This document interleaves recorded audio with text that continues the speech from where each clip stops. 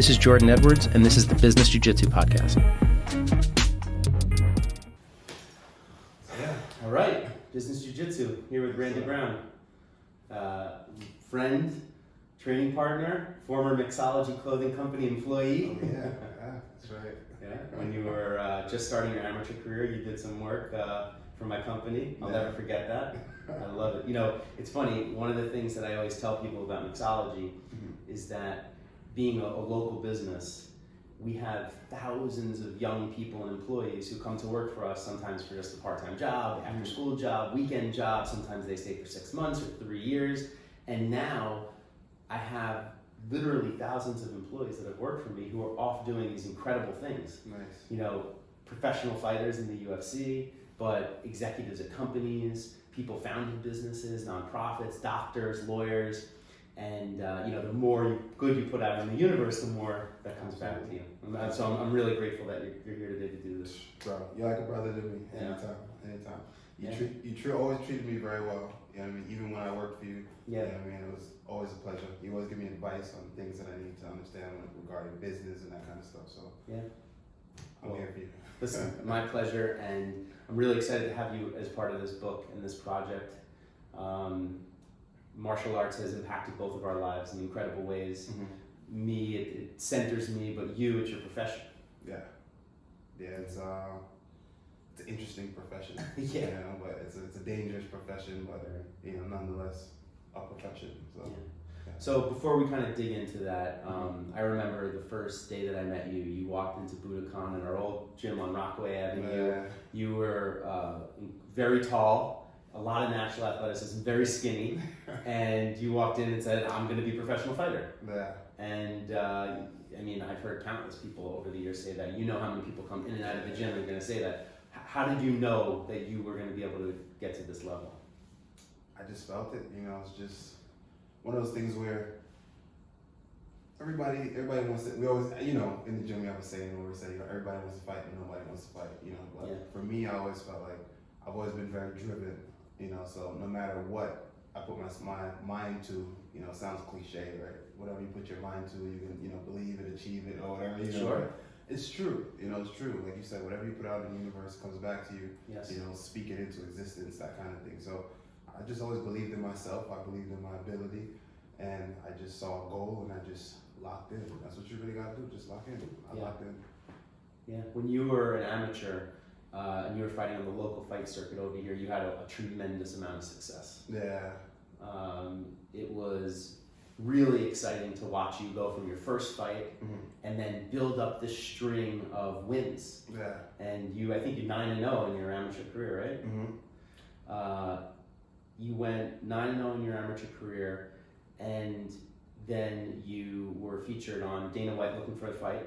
Yeah. Dana White is the CEO and one of the head guys at the UFC, and he picked you to be coming to the promotion. Yeah, that was probably one of the best experiences of my life. To this day, that moment is probably like, you know, top 5 moments for me. You know, that was dope. He was there, and the way it went down was just weird because obviously they weren't there for me. They were there for the guy that I was fighting. Yeah. You know? And I ended up knocking him out. So when I knocked him out, you know, he came backstage and he was like, "Hey, I want to talk to you." And I was like, "All right, okay, let's talk." Yeah. And then he said he liked my style, liked my attitude. He liked, you know, the way I fought. Yeah. And the rest is history. He brought me in. Yeah.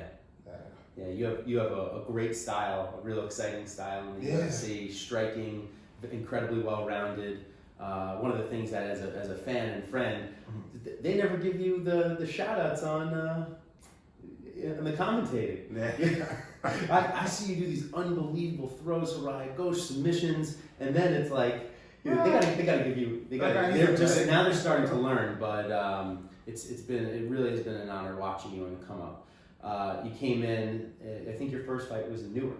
Right? Yeah, against Matt Dwyer. Right. That was what, 6'5" or 6'6". Yeah, that was like nuts. That. Crazy. Yeah.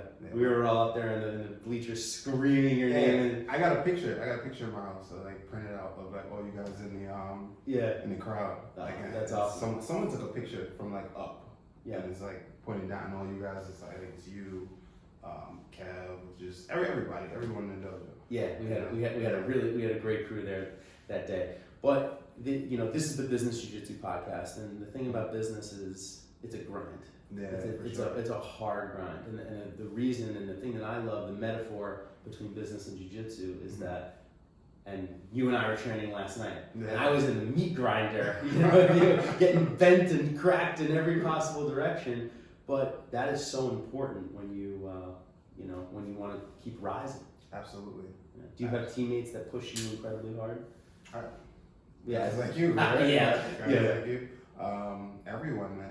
Everyone plays an important role. You know what I mean? As much, it may even seem to one person, it may seem very minor, or they may think that they don't play an important role in my training. But believe it or not, every single person in the gym plays a part in helping me better myself and becoming a better martial artist. Whether it be, it doesn't always have to be training either. Yes. It's in many different ways. Just them being who they are. And me interacting with them and just meeting different people from different walks of life and that kind of stuff. Sure. And learning from them. Yeah. So for sure, all my training partners push me. Many different ways. On a physical aspect. One of my training partners right now that's really giving me a tough time is Mike Boyle. Mm-hmm. Mike Boyle, he's coming out helping me out wrestling. So just wrestling that grind, man. The grind is nonstop. And I get pushed every day. It's like a meat grind. You've seen the gauntlets. Yeah, it's absolutely it's mind blowing to watch what you go through. That's why I love fighting so much. Yeah. It's the most pure metaphor for what I do every day. For sure. Sitting behind a desk and banging out emails and picking up the phone to call people doesn't seem like a meat grinder. Now I know. Before I didn't know. But trust me, I know. It just takes it mentally. It just drains you mentally. I mean, I'm nowhere near the level that you are when it comes to business, but at the same time, I can only imagine. I said to my girlfriend the other day, I'm like, I'm literally not doing that. All I gotta do is train, and the little bit of shit that I do have to deal with. Yeah. I'm just like, oh my God, it's just annoying. It's just so much. So it's like, bro, I can't even focus on this. I need to just put it to the side and go train or something. Yeah, and we always fall back on what we're good at too. For me, I could sit behind this desk for hours. I mean, I could sit here for days. Wow. And bang out phone calls and emails. It's a comfortable place for me. Mm-hmm. The harder part for me over the course of my career was actually getting away from my desk, going out into the world and developing business, because when you're an entrepreneur and a business person, you can get very stuck inside of the walls of your business. Yeah. It would be like being stuck inside of the walls of our gym. But you go and you train at lots of different gyms. Mm-hmm. You go get feels from people at Renzo Gracie in the city, you get feels at Belmore Kickboxing. For sure. How important is it for you to get outside of your comfort zone and keep pushing yourself with new people? It's extremely important. Extremely important. For me, you have to get those different looks. You can't be big fish in a small pond. Yeah. That's extremely important. And you just want to get different looks too, of different people, of how different people do things. Different people may feel a different type of way. Mm-hmm. They may, something small, you may already know a technique, but they just do it slightly different. Maybe, like Sensei says, he says it best, right? I'm gonna butcher his quote, but he says, you absorb what's useful, and then you dissolve what's not useful to you, right. So and that helps mold your game. So I already have my game that Sensei has instilled in me, and from my own, from just working with him. And when I go these other places, people show me things, and some things may not work for me, and some things do, and I can just add it to my game, and it helps me become, create my own and be my own self, a better version of myself. So that's super important for me. Yeah, like lifelong learning. Absolutely. And for you, it's probably the same. Like if you go and you do this kind of business, right? But you may know someone that runs another clothing company somewhere else, or some kind of real estate, something else, and you talk to them, and obviously you can learn things from them, and vice versa, they can learn things from you. Yeah, absolutely. My dad, who's my business partner, mm-hmm. he's incredibly tough on me. Mm-hmm. And he always pushed me, even from the beginning of my career, not to be one-dimensional. Mm-hmm. And so I have a lot of friends, and there's nothing wrong with this, who they say they do one thing, they want to do it really, really well, and they dedicate all their time and energy to doing that. For sure. And early in my career, I was very one-dimensional. How could I be anything else? You want to be safe, right? And he pushed me to really be a mixed martial artist of business. And he said, it's not enough to be in the real estate business. It's not enough to be in the clothing business. He said, business is business. The way that Sensei often talks about mixed martial arts is, okay, well, you do jujitsu, but what happens if you encounter a grappler or a boxer or a kickboxer or a wrestler? You're not going to have an answer for him? Yeah, for sure. So in the business world, my father pushed me really hard to be able to do anything in business and be open-minded. And even though if I might suck at it to start, but if you just don't try. And over the past 11 years that I've been in business, that's been very, very helpful for me. And I've seen this the same thing with you. When you came in, you were a boxer. Yeah, straight boxer. Yeah. Golden gloves, I think you were. You were golden gloves boxer. And when you came to the dojo, you were a white belt in jiu-jitsu. And you just started climbing at a crazy fast pace. Yeah, man, just that diligence again. Yeah. Just that diligence and like you said, not being one-dimensional. Believe it or not, doing other things that complement your jiu-jitsu will make your jiu-jitsu better. So whether it be strength and conditioning, working on my strength, fortified with my technique is just gonna make my effectiveness that much better. Yeah. So just not being one-dimensional. I think that's what helped me. Yeah. Well, it's to me it's so clear how well-rounded your game is. I mean, obviously I feel it every single day, but even at the highest levels, you're throwing in the ring judo throws. You're submitting people. You're knocking people out. You're wrestling with them. You're doing jiu-jitsu with the most elite jiu-jitsu guys. I think that's the foundation of a real contender. For sure. But I mean, you know how I feel about you, but there is a very specific thing that I want to touch at today, which is what I most admire about you. You had a meteoric amateur career, 9-0. Yeah. Come into the UFC. Dana White brings you in personally. You win your first fight in spectacular fashion, TKO, and then you lose. The first time feeling loss on the main stage, and you came back from that. For sure. That crumbles most people's egos. And what I really am interested in for this book, and what I want to write about is dealing with that loss in such a public form. All right. So for me, obviously, no one wants to lose. It was devastating in a way. Being that I was undefeated. When you're undefeated, I'm young. I'm like, in your mind, nobody can beat you because you're like, all right, I'm undefeated. I've done all this. I've finished everybody I went against. So you just feel like you're the man at that point. So you lose, and it's just you're always gone. It's when you're always gone. You're just like, damn, I'm always gone. But for me, it wasn't more than that. It was just like, shit, my O's gone. It's like, damn, my perfect record. Yeah. But then, what are you gonna do after that? This is when you look around and it's like, well, my record doesn't make me who I am. I mean, a loss doesn't define who I am, and it's like, what am I gonna do? I still gotta fight. This is my career. So I can't just give up at that point. I still gotta eat. I still gotta live. So I just continue to grow and try to be stay on the path. And the path that I was on was being the best that I could be and becoming the best in the world and chasing after championship gold. So why now? Because I lost, I'm gonna be like, I'm content. I'm here in the UFC. Let me just try to coast. No, still, I just stayed on the path of trying to be the best that I could be every day and getting better. And it showed when I came back. I think in spades. And I went through something very, very similar in my life and my career. It wasn't as explicit. Like I said, martial arts is so clear. You're living the metaphor. And I have to paint those own metaphors in my life. But when I started running mixology, I had immediate and meteoric success to the tune of millions of dollars. Wow. And all of a sudden, I found myself in charge of all these people. I found myself growing a business, and I thought I was the shit. I thought I couldn't do any wrong. It was basically a 9-0 record. I had an undefeated record up until that point. And I had a meeting with a really, really serious private equity guy. And I went into the meeting with my dad and my former business partner. And he started asking all these questions. He was being super nice to me. It was like feeling each other out in the first round. Well, in the third round, in the final round, he looks at me and he starts peppering me with hard questions. And I didn't have the answers to those questions. Wow. And he looked me straight in the eye and he said, Jordan, you're a great guy, but you don't know enough about your business.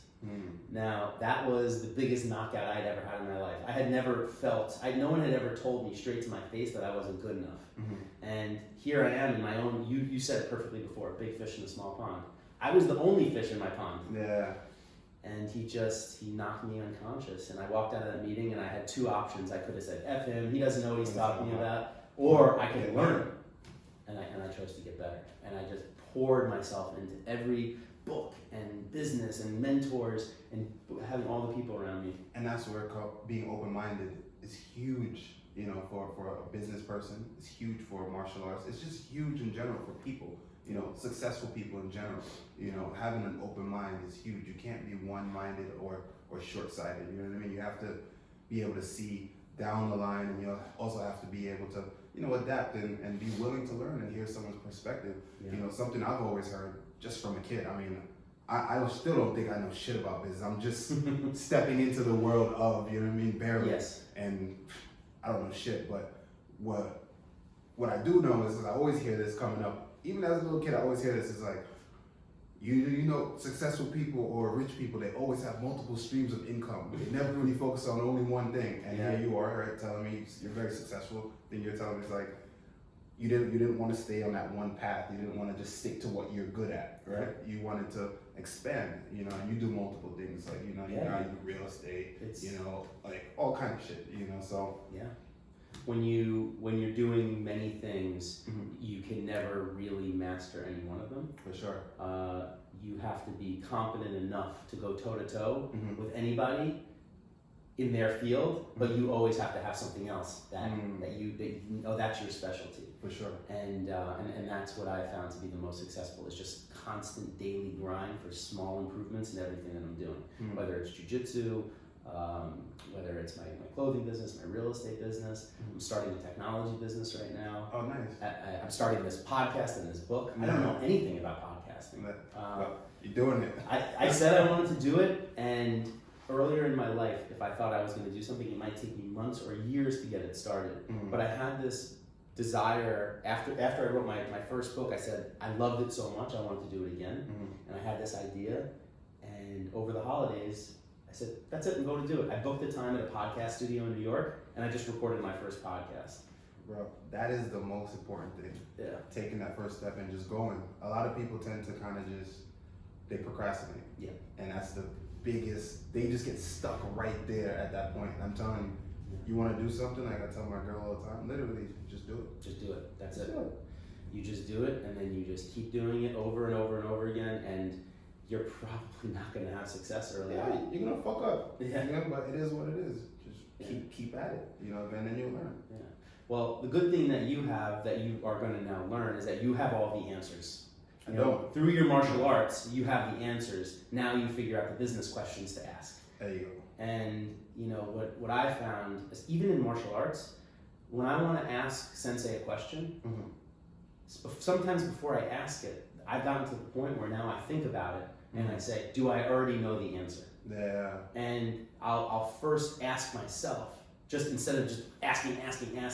There's this, you know, some people, there's a joke, a business joke, it said, don't be an asshole. Yeah. You know, so the people are always asking questions, but they don't even take the advice. You know these guys around the gym, they're constantly asking for business advice, constantly asking for fighting advice, and they don't take it. For sure. And so I try to be very deliberate about my questions now, and I had to learn this over a long period of time. I wasn't born with this trait. I learned it, but it's just something that's so important. I really do see in your evolution from an observer just this incredible growth and maturity. I remember your first time in front of the bright lights, having your first interview. Yeah, it's rough. I mean, you're like, I'm here to be a fighter. I didn't know I was going to have to be an actor, spokesman. You know, so maybe you could just talk a little bit about what it was like, you know, turning amateur to pro and finding yourself with all these new obligations. At first, it's tough because I wasn't even fully, in my mind, you know, matured as a man at that time. You know, so for me, I was still finding myself. You know, so being thrusted in the light now, and then having a bunch of cameras in front of my face, and they're like, oh, what? You know, they're asking me questions. It's just kind of like I'm trying to be very deliberate about what I'm saying. I'm trying to be very careful. about what I was saying, and even then I'm not saying the right things. And what I found that happened to me is that I came off as not myself, not being me. I'm like trying to be someone else because of that, you know. And that's not anyone's fault. It's just the moment, you know. I wasn't prepared for the moment, or maybe I was just trying to be too prepared for the moment. You know what I'm saying? Yeah, of course. So I'm not myself. Yeah. I wasn't comfortable being myself. So I'm trying to be what I was told to be, like watch out for this and kind of be like, you know. So it was a little weird, but then as I went on, I just started not to care as much, you know. After I lost, and it's like, you know what, like I'm just do me, you know. I'm gonna just be myself. I'm gonna do me, you know. And you know, I started to venture out, meet more people, and you know, and then you find yourself, you know, you end up, you know who you are and where you sit. Yep. And now I can just it just comes natural now. I can just do the interview easily.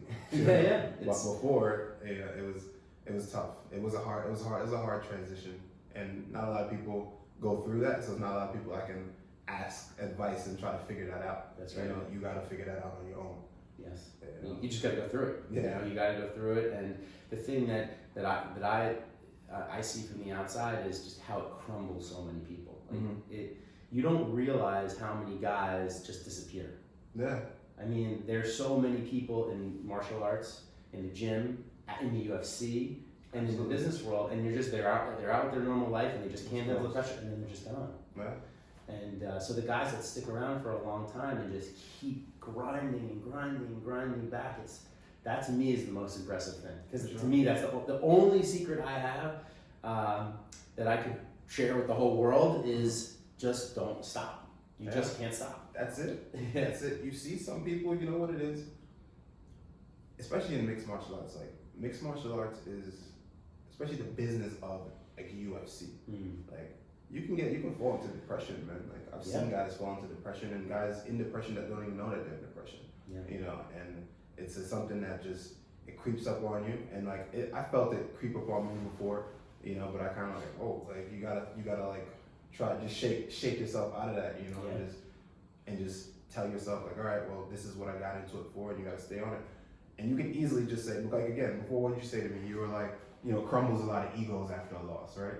And that if your ego gets touched a certain kind of way, if you are a certain kind of person and your ego gets like hit, like you take a big blow, it can change your whole personality, man. It can change you completely. And the people on the outside looking at you, they don't know anything. They just know what you've been showing them. Yes. And they're just like, they're like, yo, who the hell is this? Like, you know, and they're like, all right, something's up with this dude, you know, and they start acting weird on social media and shit. You know, next thing you know, some guys just like you said, they disappear because they want to stay away. They don't want to let anyone in anymore because they felt like they were, I don't want to say exposed, but they felt vulnerable and they don't like to feel vulnerable. You know what I mean? So they're like, no, so they shield themselves away from everyone and everything. And I think that's the worst possible thing that you can do. Absolutely. You know, and some guys, you know, they try to do the opposite. They lose and then they act like everything's okay. Oh no, I'm good. And they like they like compensate overly. You know, it's just weird. You know, it's just a weird. There's a middle ground, you know, where you have to understand the sport that you're in. We gotta understand from your mistakes. You gotta just learn. Hey, this is what happened. It is what it is. You know what I mean? Maybe somebody called me out on something that was, you know, in an interview that I wasn't prepared for, or, you know, anything, and you just gotta learn how to just deal with it, man. You can't learn from someone else. I think you gotta go through it and just learn from yourself. Yes, that's one way of doing it. Yeah. But my favorite book is called The Art of Learning, and Josh. I recommend that. Actually, you should pick that one up. I gotta get you a copy. The author's name is Josh Waitzkin, and he was a child chess prodigy. And after his teenage years, he was beating grandmasters as a child. Oh, wow. And he then went on to become a martial arts grand champion in Tai Chi push hands. He won the world in Taiwan, where it's their national sport. And then he became Marcelo Garcia's first black belt and partnered with Marcelo Garcia in Jiu-Jitsu. So he's an incredibly smart person, and one of his core concepts is investment and loss. And basically investing in loss just means learning from your mistakes. And the biggest example that I see, at least the most recognizable was Conor McGregor. Mm-hmm. I mean, this guy also had a meteoric rise, and then he gets finished by Nate Diaz. Mm-hmm. Many fighters would have lost their momentum after that. For sure. And he figured out a way to turn that around. Come back. And he came back. And the way that he handles himself and his bravado, some people like it, some people don't. Mm-hmm. The thing, his fight, I mean, he's a great fighter. But the thing that I admire about him was that moment. Mm-hmm. The moment where he lost, but it didn't break him. Sure. I always find that moment in people's lives every book that I read about the most successful people in the world have this moment.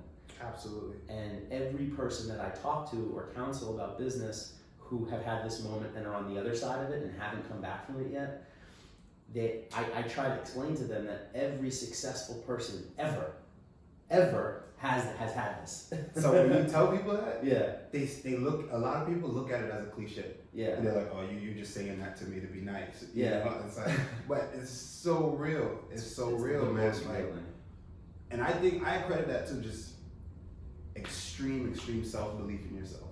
Yes. That's it. That's exactly what that is. Yeah. It's like some people put their being, how do you say being valid or validity or whatever, right? They say that they put that on what everyone else on the public. Yes. They find their worth in what the public says. You can't find your worth in what the public or what other people on the outside looking in. You have to already know what time it is.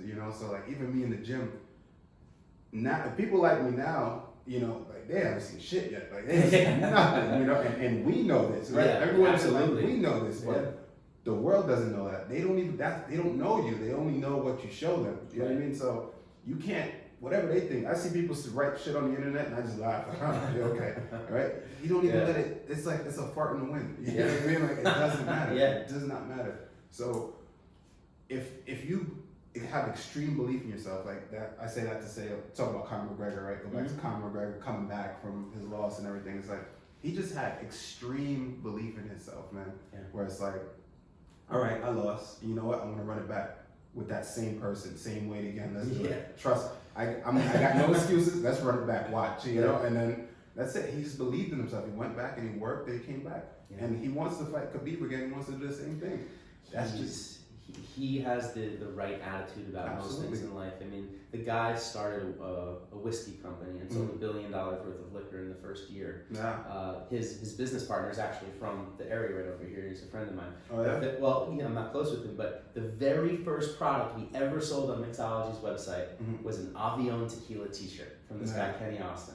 Wow. It was to a man. We're a women's clothing company, but the very first, my start in the business was this guy Kenny Austin dropped off at our old store a box of Avion tequila T-shirts. You remember Avion from Entourage, and for free. He just gave them to us, and we threw them up on the internet. My brother was the model, and the very first product I ever sold was this Avion T-shirt. I'll never forget. You're always gonna remember the first thing you ever sell.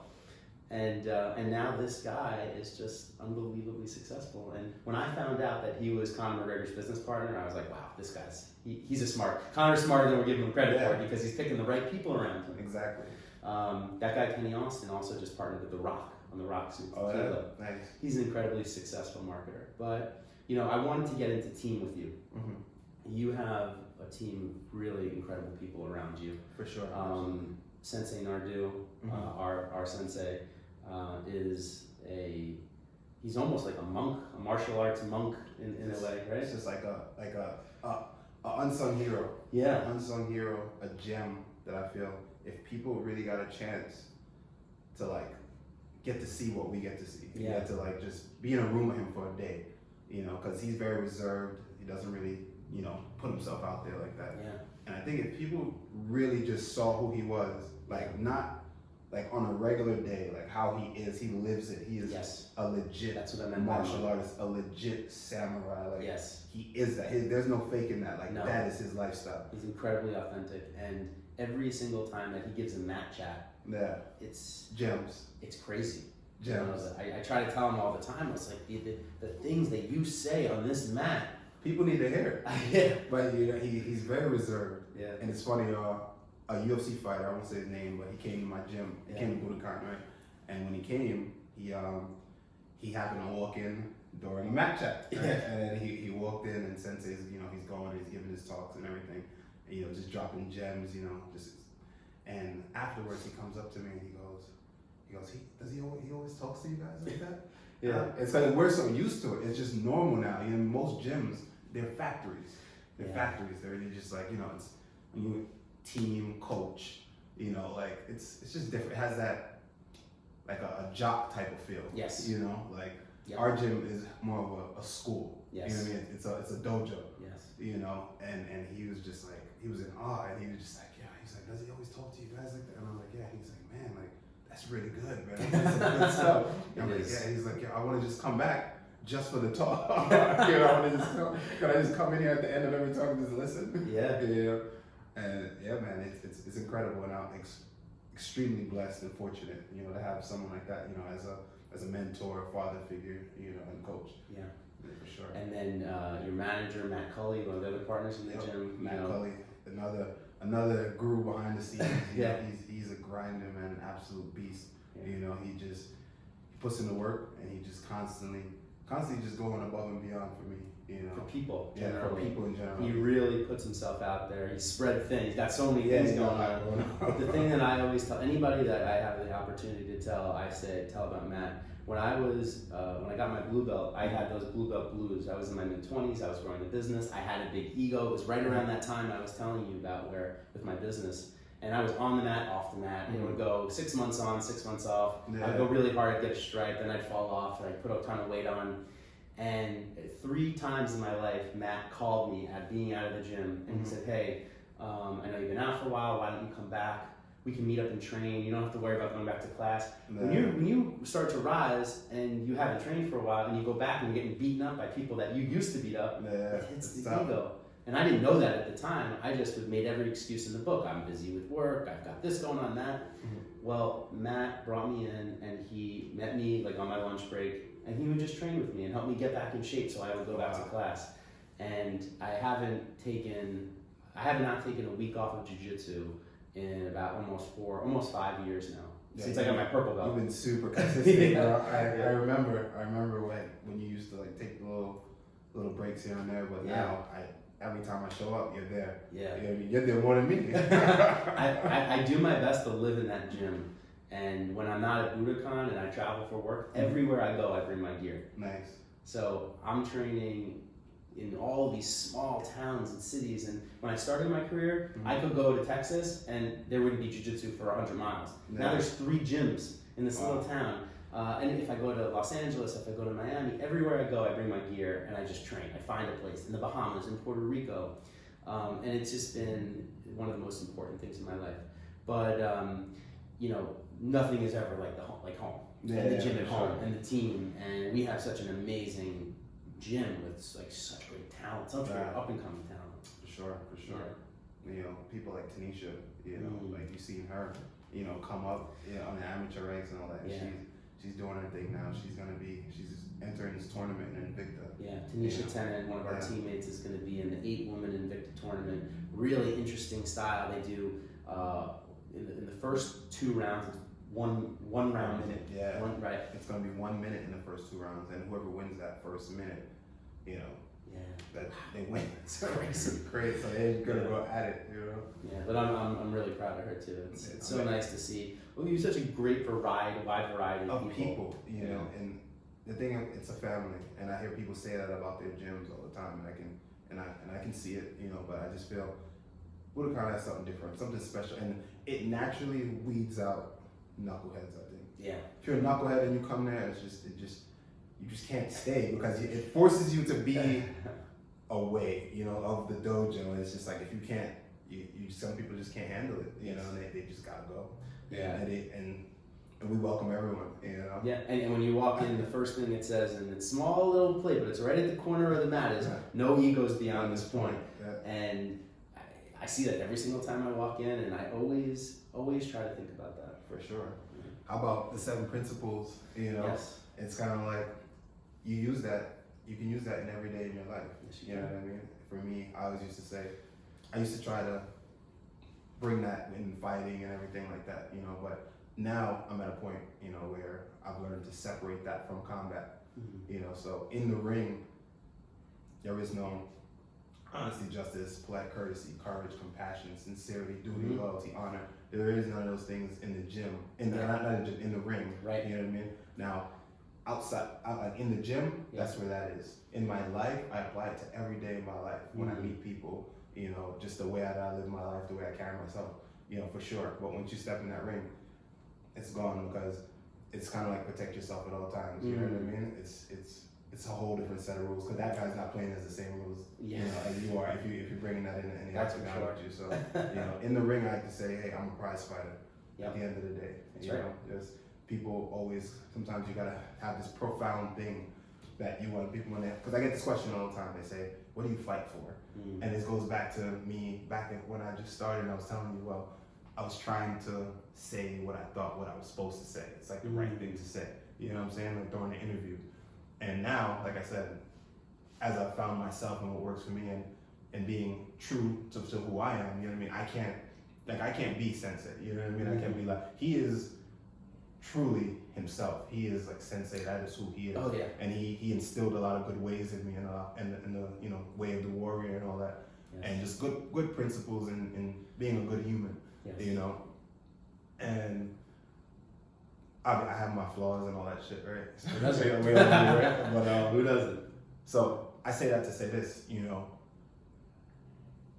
in the ring, it's just different. In the ring, like during those interviews, like I said, right? Someone would ask me during the interview, they used to ask me, oh, so what do you fight for? And I would say, try to find the right thing to say, you know, I fight for a bigger cause, because you're supposed to, and that's most fighters. They're lying. Some of them lie. They lie so much. There's like, I fight for this cause, and I don't really care about winning. You know, it's more so I can inspire people. And it's like inspiring someone has its place. You know, but for me back then, I used to try to find something to fight for. But when it comes down to it, I fight for money. That's what it comes down to. At the end of the day, I fight to feed my family. You know, I fight to create a better life for me and my family. You know, to create opportunities now. You know, to be able to open businesses and those kind of things, and create long-term residual after fighting. That's the whole reason why I fight. And that's listen. That's why we work. Absolutely. I mean, I work. I love what I do. I don't want to get it wrong. Like, I love coming to work every day, and I will work for the rest of my life. I don't ever want to stop working. But I could envision a alternative life where I just did jiu-jitsu all day, every day. Yeah, for sure. I don't need much. You know, my wife always says, "You're a simple guy." Like, I'm a pretty simple guy. Like, I elect to go to jiu-jitsu every night. I easily could be going out to dinner and drinks. Sure. In my 20s, I did. That's what took me off the mat. Going on dates, and it was like I could go to jiu-jitsu or I could take this girl out. And I was like, all right, I'm gonna take the girl out. For sure. Stabilizing my life helped me stay on a more straightened path. Well, that's what marriage does, right? Marriage is growth. You know, so it's good. This is awesome. You have any advanced thinking on business or anything where you're trying to go with business outside of jiu-jitsu, outside of UFC? For sure. For me, I did my first Airbnb. You know, me and my brother. You know, and it's doing good so far. You know, it's above water. You know, that's good. You know. And I'm excited. I'm really excited about that. It's teaching me a lot. You know, it's teaching me patience. You know, most important is teaching me patience. You know, I'm looking to do another one, and then I want to buy a house now. You know, it's probably my next move is gonna buy a house here. You know, so it's pretty cool. It's a good experience, and can be frustrating at times, you know, when you're not getting back what you think out the gate. Because out the gate, you're like, oh yeah, I'm gonna do this Airbnb. It's gonna pay for itself, and whatever you know, whatever is left over, I'm gonna just pocket it, you know, save it, you know. It's like, but it doesn't really work out like that. Sometimes you find yourself coming out of pocket. Absolutely. You know, trying to keep it together. You know, so it's interesting. You know, but outside of that, I would like to. There's a lot of stuff I want to do, man. There's so much stuff I want to do, mainly in real estate. You know, You know, but right now I also wanna do a nonprofit gym in Jamaica. Oh, and amazing! I want to open a gym there. Do they have mixed martial arts gyms down there now? Yeah, man. They have a few gyms. You know, but I feel like they need better systems You know, they have boxing now. It's all the guys are strikers. Yeah. You know, Incredible athletes. yeah. Jamaica has such a great sports tradition. It's amazing. It's crazy. It's crazy. Like these guys are like, and I go down there and I train with them, and I showed somebody something like maybe the last time I went, and I went back. Yeah. Maybe now when I went back, this is like 4 months later or so, I go back, and the dude is like, he on that same small thing that I taught him, he stayed with, because he had nothing else other than that move in jiu-jitsu. He built so much off of that one move, just off of YouTube and just creative, insane, and he extremely effective. Yeah. You know, and so stuff like that, I just feel like if they get a good system with some good teachers, some legit teachers down there, those dudes they'll be next up for sure. Yeah. Guaranteed. Yeah. So with Airbnb and all that, I want to be able to just have some guys go down there. Hey, you want a free trip to Jamaica? You know? Yeah. Just go train. teach. You know, That's we're gonna great. start the Randy Brown Foundation where people could just come there and train. All the kids could train. Oh, that's awesome.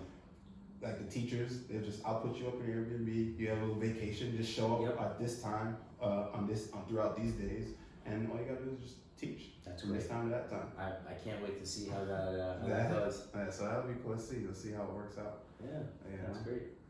Well, really appreciate your time and being part of this project. I'm excited to. This was a great conversation. I really, you've come so far. You know, and from when I first met you. Thank you. It really is an honor to watch you rise. And if you apply everything we discussed today about your experiences in fighting to business, you're going to be successful. It's just that grind. You know, you bought your first Airbnb. All right, talk to me after the 50th. Exactly. Talk to me like, you're going to struggle and grind and just come out of pocket and just make it above water. You learn all the lessons on this one, carries you to the second one. The second one carries you to a 4-plex apartment building. The 4-plex apartment building carries you to an 8-plex. Before you know it, you're going to own a village down there, and it's just that showing up every single day, just being very intentional with your investing and your decision making, and we're sitting in this nice office that I have right now. I just moved into it, but where I started in the back of a store with nothing. I mean, you visited my old office that we just moved from. I didn't have a window for the first 10 years of my career. I was in the back room of a building. And that's what happened. It took me 11 years to build this office that we're sitting in now. It didn't happen in one day. People might look at you, oh yeah, of course you're a rich kid. Of course you have a beautiful office. No. Excuse me. My friend here was in that tiny warehouse dusting. We were lifting boxes together, and you know the deal. And everybody only sees where people are now. They don't know. They don't know the story. They don't get to see the come up. They don't deserve to see the come up. It's okay. Yeah. The people who see the come up are they're in your life for a reason. Yeah. And those are the people that are gonna appreciate you. Other than that. Yes, sir. Thank you so much. No problem, brother. Really appreciate you. This is Jordan Edwards, and this is the Business Jiu-Jitsu Podcast.